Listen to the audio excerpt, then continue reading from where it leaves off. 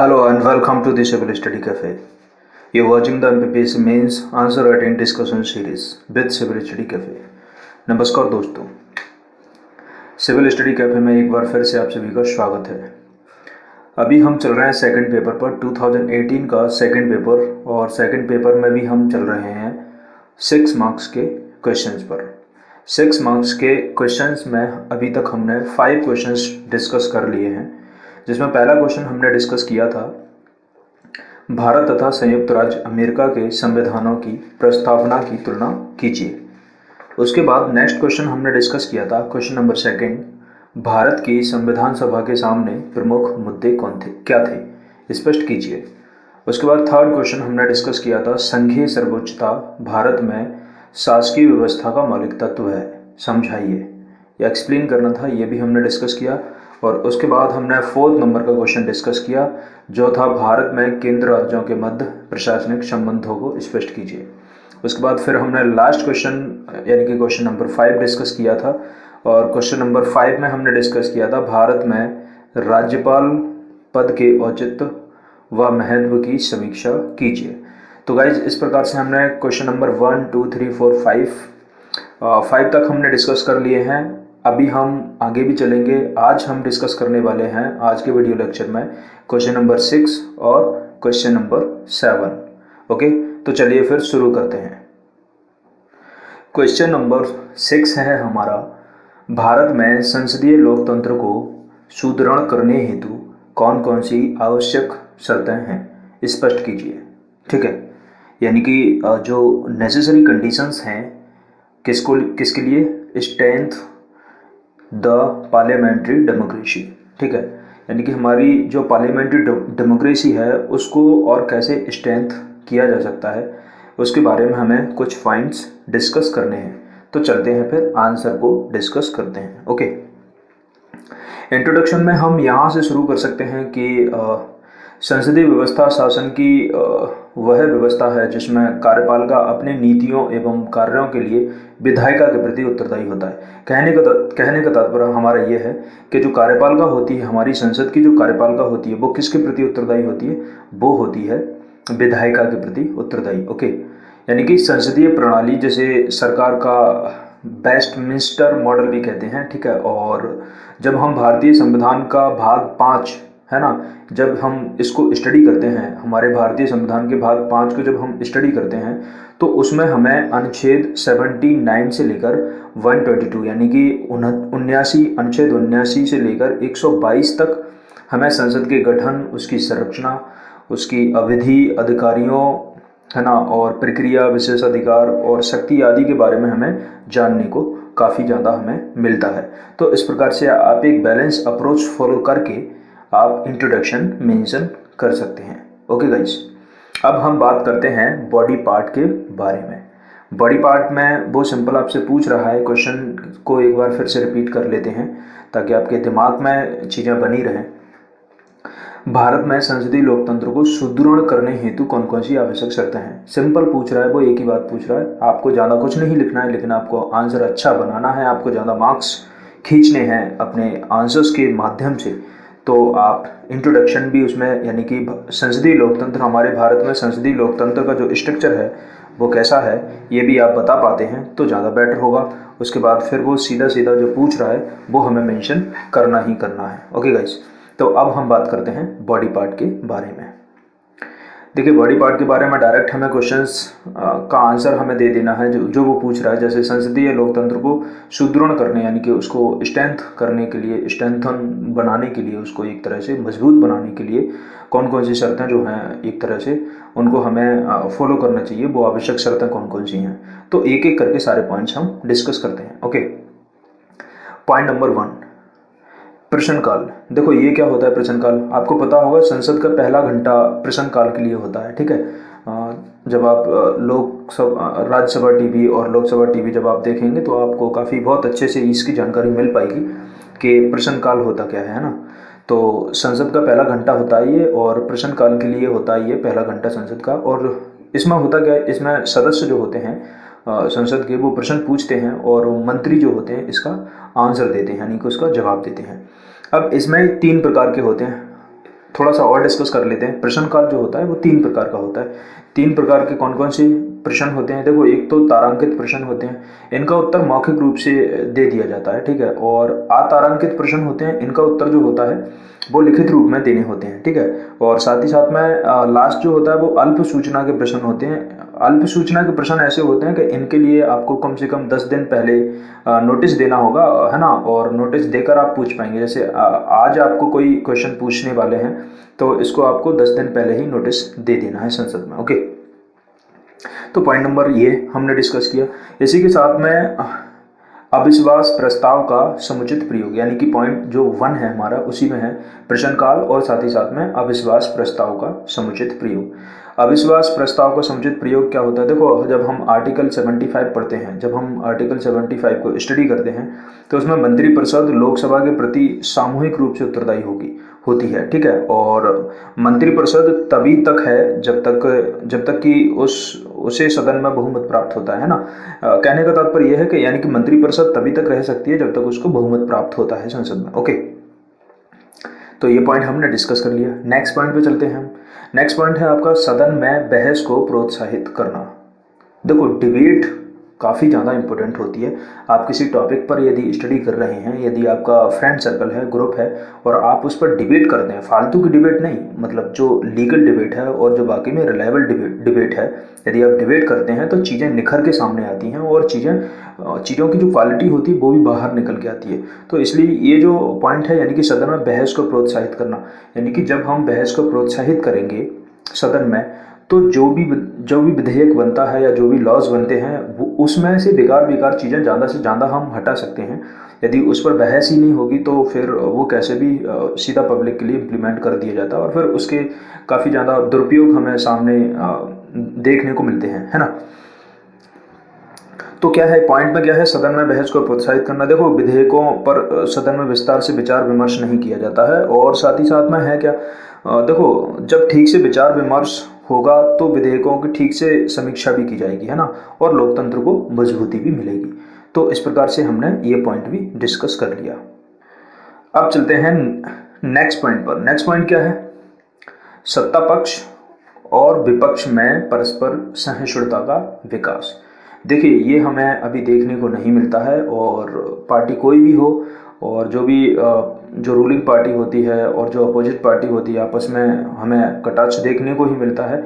हमें कम ही ये सुनने को मिलता है, रेयरली हमें ये सुनने को मिलता है कि जो रूलिंग पार्टी है उसकी एक तरह से बड़ंता कर रही है, यानी कि उसकी एक तरह से तारीफ कर रही है अपोजिट पार्टी। ऐसा हमें कभी देखने को मिलता है, शायद नहीं भी मिलता है तो हम ये भी कहें तो कोई हर्ज नहीं होगा उसमें, है ना। लेकिन इसमें क्या है, देखो, सत्ता पक्ष और विपक्ष में परस्पर सहिष्णुता की भावना का विकास करना ज़्यादा आवश्यक है। यदि हम संसदीय लोकतंत्र को और ज़्यादा मजबूती प्रदान करना चाहते हैं तो सहिष्णुता की भावना का विकास करना अति आवश्यक है। देखो, संसदीय व्यवस्था में विपक्ष का होना काफ़ी महत्वपूर्ण होता है, ठीक है। इसका मुख्य कार्य क्या होता है, यानी कि सरकार के कारणों का या फिर सत्ता पक्ष के कारणों की उचित आलोचना एवं वैकल्पिक सरकार की व्यवस्था करना होता है, ठीक है।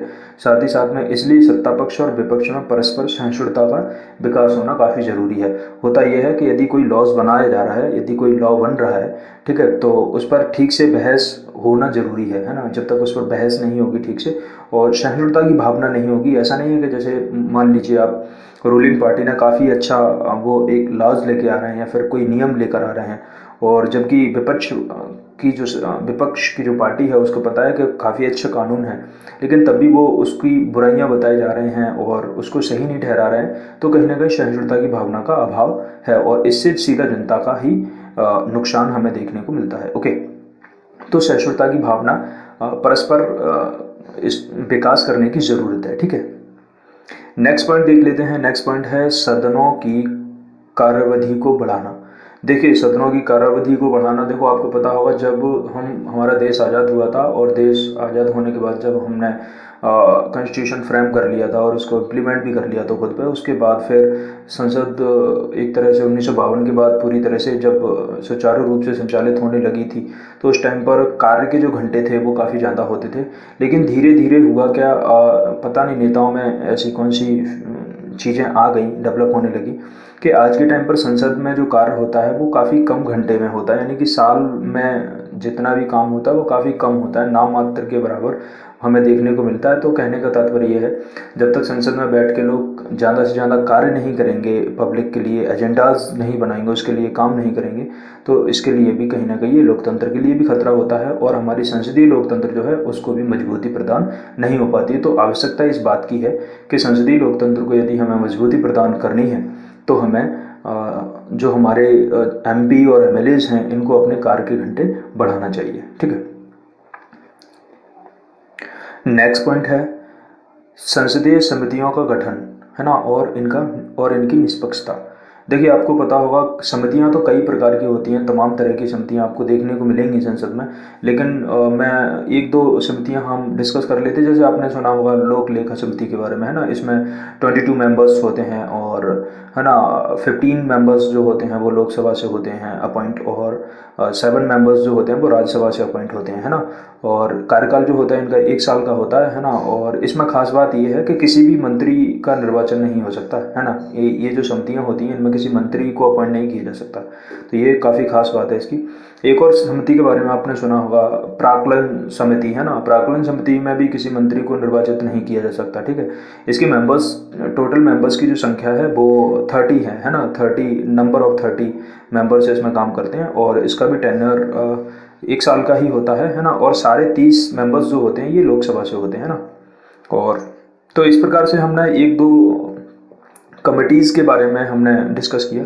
आगे चलते हैं नेक्स्ट पॉइंट, क्रियाकलापों के बारे में जनता को अवगत कराना। देखो, क्रियाकलापों के बारे में जनता को कितना अवगत कराया जाता है और कितना जनता में इनकी चीज़ों के बारे में पता होता है। आज के टाइम पर हम देख रहे हैं सोशल मीडिया का कितना मिसयूज हो रहा है। सोशल मीडिया पे काफ़ी मतलब जो फेक न्यूज़ जो है ना, वो उनको काफ़ी ज़्यादा बढ़ावा दिया जा रहा है। तो जनता को गुमराह करने में टाइम नहीं लग रहा है आज के टाइम पर। और जनता तो ठीक है, सबसे बड़ी चिंता की बात तो आज के टाइम पर हमारे लिए ये है कि हमारा जो यूथ है वो उसको बहुत बड़े लेवल पर भटकाया जा रहा है। यानी कि जो हमारा यूथ है वो ही आपस में, एक यूथ दूसरे यूथ से आपस में लड़ रहा है, जाति के नाम पर, धर्म के नाम पर, है ना, और न जाने मजहब के नाम पर, तमाम तरह की चीज़ों के आधार पर वो एक दूसरे से लड़ रहा है ना। तो मुझे नहीं लगता है कि मतलब क्या, मतलब हमारी एजुकेशन, हम कितना पढ़े हैं और हमने कैसे पढ़ा है चीज़ों को, तो हमें कोई भी हमें किसी के भी द्वारा भटकाया दिया जाता है ना। तो इस प्रकार से कहीं ना कहीं हमें इस चीज़ का अभाव देखने को मिलता है। तो बस ज़रूरत है कि संसदीय लोकतंत्र को यदि मजबूत बनाना है तो जो संसद में क्रियाकलाप हो रहे हैं, जो काम चल रहा है संसद में, वो जनता को भी उसका पता होना चाहिए। देखिए, RS TV हम देखते हैं, लोकसभा TV देखते हैं, कितने लोग देखते हैं RS TV, मेरे ख्याल से जो लोग UPSC एस्पिरेंट होते हैं वो सिर्फ वही देखते हैं RS TV, और कोई देखता ही नहीं है ना। तो काफ़ी चिंता वाली बात है ये। तो ज़रूरत है हमें जनता को सीधे इन चीज़ों के बारे में, इन बातों के बारे में जानकारी देना कि लॉज कैसे बनते हैं, कोई अधिनियम है तो वो कानून कैसे बनेगा और उस कानून में क्या प्रावधान है, उससे किसका हित है, किसका भला होगा, किसका फ़ायदा होगा, है ना, और वो किस ग्रुप के लिए, ये सारी चीज़ें जनता को पता होना चाहिए, जो कि आज के टाइम पर बहुत कम देखने को मिलती हैं और हम किसी भी आधार पर लोगों को एक तरह से भटका दिया जाता है। So that's all. तो गाइस, ये हमने बॉडी पार्ट के बारे में डिस्कस किया और अब कंक्लूजन की बात करते हैं। देखो, ये सारी प्रॉब्लम्स भी मैंने बताई और इसके सॉल्यूशन भी हमने साथ में डिस्कस कर लिए। देखिए, वर्तमान में संसदीय लोकतंत्र को ज़्यादा जवाबदेह होने की आवश्यकता है और इसके जो घंटे हैं वो भी बढ़ाने की ज़रूरत है, क्योंकि काफ़ी कम घंटे काम किया जाता है संसद में। ये चिंता वाली बात है, चिंतनीय स्थिति है ये हमारे लिए। हेट स्पीच हमें देखने को मिलती है संसद में, आपस में ही गाली गलौज कर देते हैं काफ़ी MP MLAs हमें देखने को मिलते हैं। तो ये हमारे लिए काफ़ी एक कहीं ना कहीं ये शर्म वाली बात है कि हम ऐसे कैसे पॉलिटिशियंस को हम चुनकर वहाँ पर भेज देते हैं जो आपस में ही गाली गलौज करते हैं। तो सोचिए फिर पब्लिक के लिए वो क्या कर पाएंगे। ठीक है, कुर्सियाँ फेंकना और तमाम तरह की चीज़ें भी, भयानक चीज़ें भी आपको देखने को मिलती हैं कभी कभार। तो कहीं ना कहीं हमें इन बातों पर भी गौर फरमाने की ज़रूरत है और यदि हम संसदीय लोकतंत्र को मजबूत और बनाना चाहते हैं तो जो भी हमने पॉइंट्स सारे के सारे डिस्कस किए हैं इनको ध्यान में रखना भी ज़रूरी है और साथ ही साथ में और भी वर्तमान में जो समस्याएं हैं उन पर भी हमें ध्यान देने की आवश्यकता है।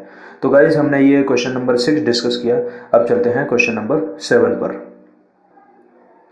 क्वेश्चन नंबर 7 देख लेते हैं। क्वेश्चन नंबर 7 है, भारतीय राष्ट्रपति के प्रमुख विशेषाधिकार और उनके महत्व को स्पष्ट कीजिए, है ना।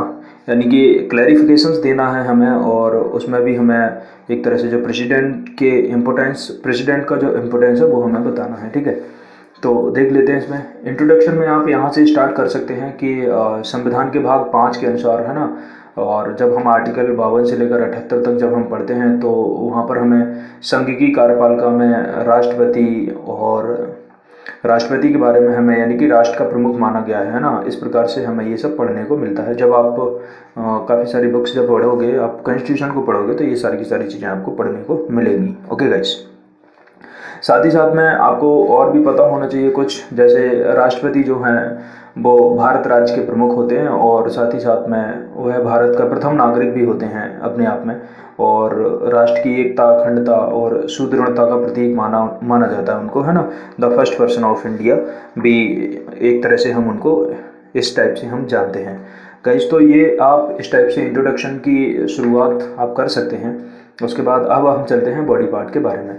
बॉडी पार्ट के बारे में क्वेश्चन फिर से रिपीट करेंगे एक बार। देखिए क्वेश्चन वो पूछ रहा है आपसे, भारतीय राष्ट्रपति के प्रमुख विशेष अधिकार और उनके महत्व को स्पष्ट कीजिए। उनके विशेष अधिकार क्या हैं और उनका महत्व क्या है ना, ये हमें बताना है, और यही वो पूछ रहा है, ठीक है। 2 बातें पूछ रहा है, तो एक एक करके हम डिस्कस कर लेते हैं बॉडी पार्ट में। देखो मैंने यहाँ पर आर्टिकल के हिसाब से मैंने डिफाइन किया है। आप चाहें तो आर्टिकल की जगह आप जो आपको जो दिख रहा है लिखा हुआ हिंदी में, क्षमादान शक्ति, है ना, और इस टाइप से राज्यसभा में 12 सदस्यों को मनोनीत, इस टाइप से भी आप लिख सकते हैं। So it's depend on your self, ठीक है। लेकिन मैंने आर्टिकल के हिसाब से डिफाइन किया, तो हम इस प्रकार से इसको डिस्कस करते हैं। आर्टिकल 72 क्या कहता है? देखो आर्टिकल 72 कहता है दोषी व्यक्तियों को क्षमा करने की शक्ति प्रदान की गई है। किसको? राष्ट्रपति महोदय को, ठीक है। चाहे वो संघीय विधि के विरुद्ध हो, कोई भी जुर्म हो, कोई भी, है ना, कोई भी गलत काम हो, है ना, या फिर वो सैन्य न्यायालय द्वारा हो, या फिर वो चाहे दंड का स्वरूप मृत्यु दंड हो, ठीक है। तो इनके पास स्पेशल पावर्स होती हैं। तो ये क्या कर सकते हैं, ये किसी भी दोषी व्यक्ति को क्षमा प्रदान कर सकते हैं, है ना। तो अब और देख लेते, देखिए राष्ट्रपति की क्षमादान शक्तियां जो होती हैं, जिसमें कुछ कुछ की पॉइंट्स आपको देखने को मिलेंगे। जैसे आपने एक क्षमा के बारे में सुना होगा। इसमें क्या होता है, इसमें दंड बंदीकरण दोनों को माफ कर दिया जाता है ना, दंड को भी और बंदीकरण को भी, दोनों को माफ कर दिया जाता है। और लघुकरण में क्या होता है, लघुकरण भी आपने सुना होगा। लघुकरण में होता है, इसमें दंड का जो स्वरूप होता है उसको बदल दिया जाता है, ठीक है। दंड का जो स्वरूप होता है उसको चेंज कर दिया जाता है, ठीक है। परिहार आपने सुना होगा। परिहार में क्या होता है, देखो परिहार में दंड की प्रकृति में परिवर्तन किए बिना उसकी अधिकतम, है ना, उसकी अवधि जो है वो कम करना होता है एक तरह से। कैसे? जैसे मान लीजिए कोई रमेश नाम का इंसान है, और रमेश नाम के इंसान को मान लीजिए 2 साल का कारावास हुआ है। कोई कारणवश राष्ट्रपति महोदय को उन पर दया आ जाती है, और कोई बड़ा कारण हो सकता है, तो उसकी जगह पर 2 साल की जगह पर 1 साल उनका कारावास कर दिया जाएगा। तो इसको बोलते हैं परिहार, ठीक है। विराम क्या होता है? देखो विराम में आपको पता होगा विशेष परिस्थितियों में सजा को कम करना होता है। जैसे मान लीजिए किसी लेडी को हमने किसी मर्डर केस में अंदर किया है एक टाइप से, ठीक है, और मान लीजिए वो प्रेग्नेंट भी है लेडी, तो है ना, या फिर बीमार है वो फिजिकली, कहीं ना कहीं इलनेस है, तो इस प्रकार से उनकी सजा को भी कम किया जा सकता है, ठीक है। इसको बोलते हैं विराम। और प्रबलंबन में क्या होता है? प्रबलंबन में देखो मृत्यु दंड पर अस्थायी रोक लगाना होता है। जैसे किसी को मृत्यु दंड है, कल संडे को है, तो संडे को रोक दिया जाएगा, शायद उसको आगे पोस्टपोन कर दिया जाएगा, ठीक है, इस टाइप से चीज़ें। उसके बाद फिर है तो ये तो हमने डिस्कस किया आर्टिकल 72, जिसमें इनको पावर्स, विशेष अधिकार, है ना, और उनका महत्व क्या क्या है, इसलिए। और अब चलते हैं नेक्स्ट पॉइंट में क्या है, आर्टिकल 18 में क्या है? देखिए आर्टिकल 18 में है राज्यसभा में 12 सदस्य मनोनीत। आपको पता ही होगा प्रेसिडेंट के द्वारा राज्यसभा में 12 सदस्यों को मनोनीत किया जाता है, जो साहित्य, कला, विज्ञान, है ना, और समाज सेवा के क्षेत्र से वो जुड़े होते हैं ना। इनके लिए राज्यसभा के लिए मनोनीत किया जाता है ऐसे 12 सदस्यों को। साथ ही साथ में आपको ये भी पता होगा कि लोकसभा में भी 2 एंग्लो इंडियन पीपल जो होते हैं ना, यानी कि एंग्लो इंडियन समुदाय से जो लोग होते हैं, 2 उनको भी ये अपॉइंट करते हैं। ओके गाइस, तो इस प्रकार से हमने ये पॉइंट भी डिस्कस किया। चलते हैं आगे। नेक्स्ट पॉइंट में क्या है, देखो इसमें है आर्टिकल 352, 356 और 360, यानी कि 352, 356 और 360।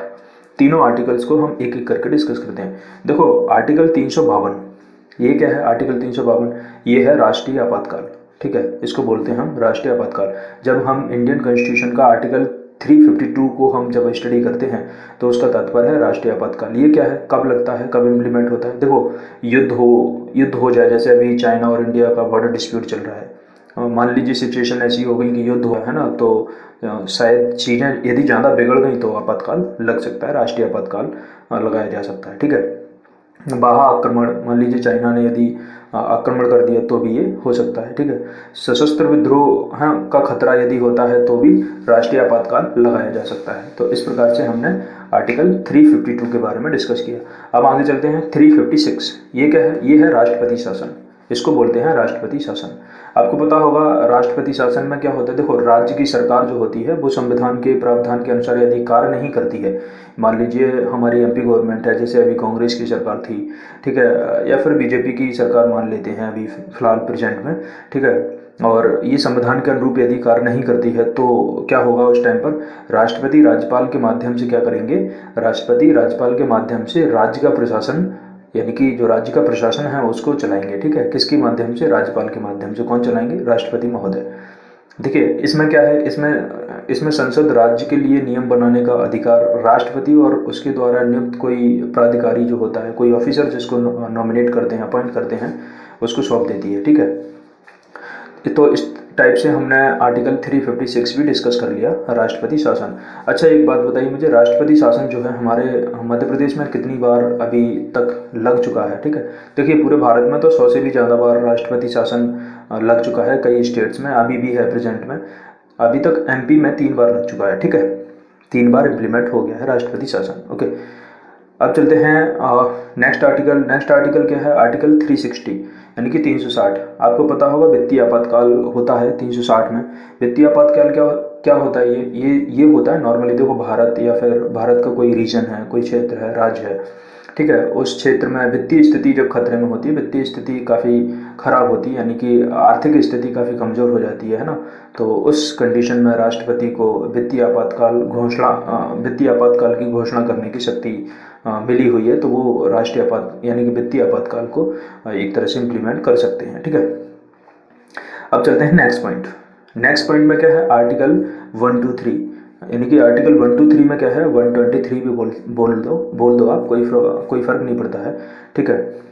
इसमें क्या है? अध्यादेश जारी करने की शक्ति। अध्यादेश जारी करने की शक्ति में देखिए आपने पढ़ा होगा राष्ट्रपति को संसद के सत्रावसान की अवधि में अध्यादेश जारी करने की शक्ति प्रदान की गई है ना।